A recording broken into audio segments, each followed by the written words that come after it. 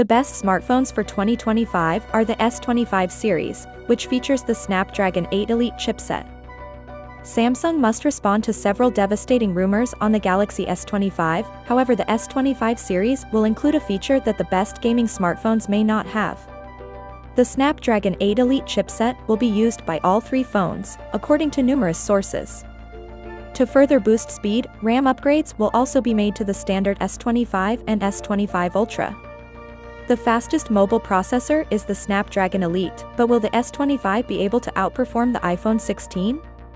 Lately, the Snapdragon 8 Elite chipset-powered Samsung S25 has been unveiled, and it differs greatly from the S25 Ultra.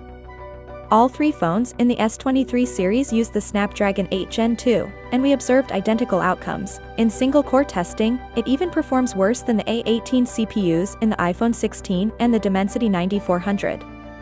When compared to the Snapdragon 8 Elite in the S25, Samsung's recent testing of the Exynos 2500 in the S25 Plus revealed little difference. Because the Snapdragon processor is pricey and this is the overclocked version specifically made for Galaxy phones, we can anticipate a price increase.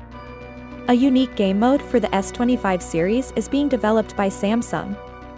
The majority of modern smartphones have 120Hz screens, however the majority of games only support 60Hz, similar to the slow-motion feature seen in the S24 series. This new feature will upgrade your gaming experience to 120Hz by adding extra frames.